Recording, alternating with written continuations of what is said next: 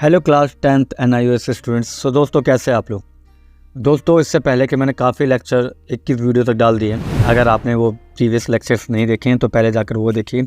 और कुछ समय से मैं एब्सेंट हूँ क्योंकि 9th-10th के एग्ज़ाम चल रहे थे, इसलिए उनकी वीडियो बनाने में अभी बिजी था।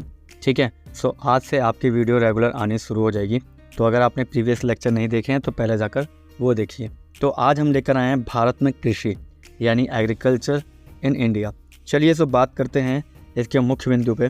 सबसे पहले हम देखते हैं कि भारत जो है उसे कृषकों का देश कहते हैं। ठीक है, यानी कि सबसे ज़्यादा जो देखते हैं वो भारत को कृषकों के देश के नाम से जानते हैं, क्योंकि यहाँ पे लगभग 70% से ज़्यादा लोग कृषि से अपनी आजीविका चलाते हैं। ठीक है, और इसके अलावा कृषि अभी भी हमारे देश में अधिकांश लोगों को आजीविका प्रदान करती है और यह मनुष्य और अन्य जीवों की बुनियादी ज़रूरत को पूरा करती है। भारत के अंदर स्टार्टिंग से ही एक कृषि प्रधान देश रहा है भारत, और इसके कारण क्या हुआ है कि ज़्यादातर जो जनसंख्या है वो कृषि में संलग्न है। ठीक है, और इसके अलावा अगर मैं आपसे बात करूं तो कृषि के प्रकार कितने तरह के होते हैं, तो चलिए कृषि के प्रकार देखते हैं। सबसे पहले है निर्वाह कृषि। ठीक है, निर्वाह कृषि में हम बात करते हैं भारत के अधिकांश किसान निर्वाह खेती करते हैं। इसका मतलब यह है कि खुद के उपभोग के लिए खेती। ठीक है, निर्वाह मतलब होता है कि खुद के लिए निर्वाह करना है, यानी खुद की ज़िंदगी के लिए जो खेती करते हैं लोग उसे बोलते हैं निर्वाह खेती। ठीक है, इसके अलावा हम देखते हैं वाणिज्यिक खेती किसे कहते हैं। वाणिज्यिक खेती से हमारा अभिप्राय, जिसे हम इंग्लिश में कॉमर्शियल फार्मिंग भी कहते हैं।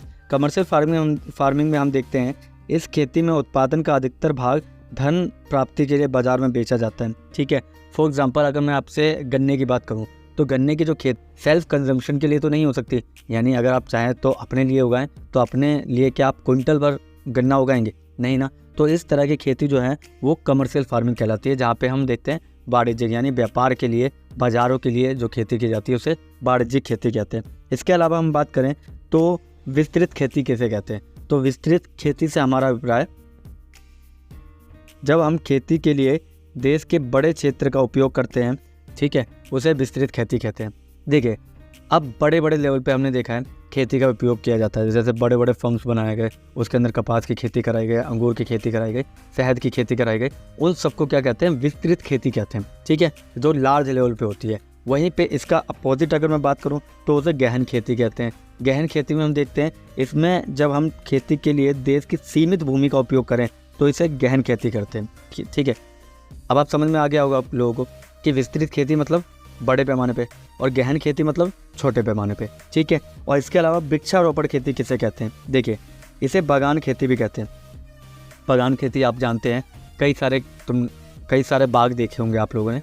बाग के अंदर क्या होते हैं? आम के पेड़ लाइन से लगा दिए या फिर लिप्टिस लगा दी लाइन से, ये सारे वृक्षारोपण खेती कहलाते हैं। ठीक है, जहाँ पे आपको बाजरा गन्ना वगैरह नहीं मिलेगा, ये सारी चीज़ें आपको देखने को मिलेगी, और ये एक नगदी फसल के रूप में भी इसका यूज़ किया जाता है। फॉर एग्जांपल मैं वही बात कहूँगा, क्या आम अगर उगा रहा है कोई अपने बाग में तो क्या सारे आम को खुद खा जाएगा? नहीं ना, तो बिक्री के लिए आम को उगा रहा है। ठीक है, समझ में आ गया आप लोगों को। तो ये जो खेती के प्रकार है कई बार क्वेश्चन में पूछा गया है, इंपॉर्टेंट क्वेश्चन है, तो आप इसको अंडरलाइन कर लीजिएगा और इसको सेम ऐसे उतार लीजिएगा। चलिए आगे चलते हैं, आगे देखते हैं हम मिश्रित खेती भी इसी में आता है। मिश्रित खेती में इसमें हम देखते हैं कि फसलों के साथ साथ लोग पशुपालन भी करते हैं। ठीक है, जैसे आप थोड़ा ऊपर जाएंगे पंजाब की तरफ, पंजाब में आप देखना फसल के साथ साथ वो लोग पशुपालन भी करते हुए आप लोगों को दिख जाएंगे। ठीक है, तो उसे बोलते हैं मिश्रित खेती, है ना। कई जगह पे आपने हरियाणा में भी देखा होगा, पशुओं को भी पालते हैं और साथ में खेती भी करते हैं, तो ये मिश्रित खेती के फॉर्म में इसका नाम यूज़ किया जाता है। ठीक है, चलिए आगे हम देखते हैं भारतीय कृषि के विशिष्ट लक्षण कौन से हैं, यानी भारतीय कृषि के विशिष्ट लक्षण क्या है। तो पहला तो है निर्वाह कृषि। ठीक है, फर्स्ट है निर्वाह कृषि।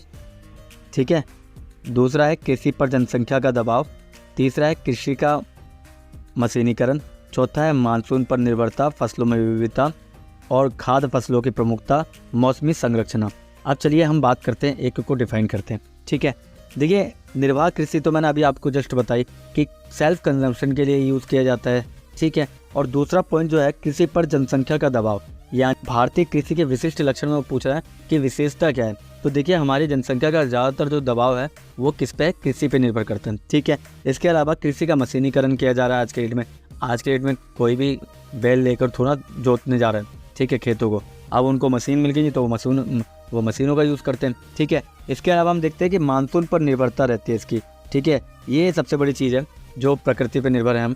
ठीक है, अगर मानसून अच्छा हुआ तो फसल बहुत अच्छी होगी, मानसून अगर अच्छा नहीं हुआ तो फसल भी बेकार हो जाएगी। इसके अलावा फसलों में विविधता देखने को मिलती है, एक ही खेत में 4 तरह की अलग अलग फसलें लगाई गई हैं। खाद्य फसलों की प्रमुखता है, जो कि महंगी फसलें जैसे कि गेहूँ हो गया, चावल हो गया, अनाज, जौ, बाजरा, इसकी बहुत ज़्यादा प्रमुखता है क्योंकि इसकी डिमांड बहुत ज़्यादा है। इसके अलावा मौसमी संरचना, ठीक है, यानी मौसम के हिसाब से भी हमने देखा है कि फसलें लगाई जाती हैं। ठीक है, अगर आपको इसके इंपॉर्टेंट क्वेश्चन देखने हैं तो क्लास 10th के मैंने डाले हुए हैं एग्रीकल्चर से रिलेटेड इंपॉर्टेंट क्वेश्चन, आप उसको भी एक बार को देख लीजिएगा। उसके भी PDF जो है वो हमारे व्हाट्सअप चैनल पे है, इसकी भी PDF आपको व्हाट्सअप चैनल पे मिल जाएगी, जो कि हमारे चैनल की डिस्क्रिप्शन पे। ठीक है, आप डिस्क्रिप्शन में जाइए, चैनल ज्वाइन कर लीजिए, वहाँ पे आपको PDF ये वाली आपको प्रोवाइड हो जाएगी। ठीक है, चलिए आगे देखते हैं भारत की प्रमुख फसलें कौन कौन सी है। तो देखते हैं, पहला तो है खाद्य फसलें, जिसमें हम चावल, गेहूँ, मक्का, बाजरा और दालें देखते हैं। फिर दूसरा है नकदी फसल, नकदी फसल में कपास, जूट, गन्ने, तंबाकू, तिलहन, ये सब नकदी फसल में। ये क्वेश्चन पूछ लिया था कि इनमें से कौन सी नकदी फसल नहीं है ऑप्शन में, तो उसमें आपको मक्का दे देगा, तो आपको समझ में आ जाएगा कि मक्का जो है, बाजरा जो है, वो सब खास फसलें हैं। ठीक है, आपको यह हर तरीके से याद करना पड़ेगा क्योंकि क्वेश्चन का जो एग्जामिनर होता है वो किसी तरह से भी क्वेश्चन को बदलने का दम रखता है और आपको उसके दिमाग को पढ़ना होगा और हर ऑप्शन को क्वेश्चन की तरह पढ़ना होगा। ठीक है, चलिए, तो वृक्षारोपण फसलें कौन कौन सी होती है? चाय, कॉफ़ी, नारियल और रबड़। बागवानी फसलें कौन कौन सी होती है? फल और सब्जियां। ठीक है, इसके अलावा भारतीय कृषि की कुछ प्रमुख चुनौतियां भी हैं। ठीक है, जैसे कि उत्पादन में स्थिरता। ठीक है, अब जैसे उत्पादन हर साल तो पूरी सही तरीके से होगा नहीं, ठीक है, कहीं स्थिरता भी देखने को मिलेगी, तो उत्पादन में स्थिरता देखने को मिलती है। इसके अलावा कृषि निवेश की उच्च लागत। ठीक है, आज के डेट में कृषि करना बहुत ज़्यादा महंगा हो गया है। ठीक है, इसके लिए आपको ट्रैक्टर लाना पड़ेगा, फिर हल से जोतना पड़ेगा, बीज महंगे लाने पड़ेंगे, फिर उसके बाद सिंचाई, तो बहुत महंगा हो गया कृषि निवेश की उच्च लागत। इसके अलावा मृदा उर्वरता का ह्रास। ठीक है, अब मृदा उर्वरता का मतलब होता है कि आज के डेट में मृदा जो है वो भी इतनी ज़्यादा उपजाऊ नहीं है जैसे कि एंशिएंट टाइम में हुआ करती थी। इसके अलावा मीठे भूमिगत जल की कमी। ठीक है, कहीं ना कहीं हम देखते हैं कि मीठे जो पानी है जिसका यूज़ किया करते थे पहले लोग, अब वो इतना मीठा नहीं आ रहा जिससे जो फसल है वो बेहतर हो सके। ठीक है, इसके अलावा जलवायु परिवर्तन देखने को मिलता है। ठीक है, जलवायु निरंतर परिवर्तित हो रहा है। ठीक है, इसके अलावा वैश्वीकरण, ठीक है, अर्थव्यवस्था का उदारीकरण, खाद्य सुरक्षा, किसानों की आत्महत्या। ठीक है, ये प्रमुख पॉइंट है जो कि कृषि पर चुनौती की तरह है। ठीक है, इसके कारण कृषि ढंग से नहीं हो पा रही है। ठीक है, चलिए, सो नेक्स्ट पॉइंट देखते हैं हम क्या है। नेक्स्ट है हमारे सामने मैप को एक बार देख लेते हैं। मैप में है कि कहाँ कहाँ कौन सी प्रमुख फसलें उगाई जाती है। सबसे पहले है पंजाब। ठीक है, तो पंजाब में हमने क्या देखा कि गेहूँ सबसे ज़्यादा देखने को मिलता है पंजाब में। इसके अलावा गन्ना जो है उत्तर प्रदेश में सबसे ज़्यादा देखने को मिलता है। इसके अलावा असम के अंदर हमें चाय देखने को मिलती है, गुजरात में कपास देखने को मिलती है और पश्चिम बंगाल में हमें चावल देखने को मिलता है। ठीक है, ये प्रमुख जगह हैं जो मैंने अंडरलाइन की है और आपको देखना पड़ेगा। ठीक है, वो क्वेश्चन पूछ लेगा मैप में भरिए सबसे ज़्यादा गन्ना कहाँ पे उगाया जाता है, तो आप उत्तर प्रदेश भर देना। ठीक है, इस तरह से आपको मैप भी फिल करना पड़ेगा। ठीक, चलिए आगे देखते हैं। इसके अलावा कर्नाटक के अंदर हमें कॉफ़ी देखने को मिलती है सबसे ज़्यादा। ठीक है, ये भी आपको याद करना पड़ेगा कि कर्नाटक कॉफ़ी के लिए फेमस है।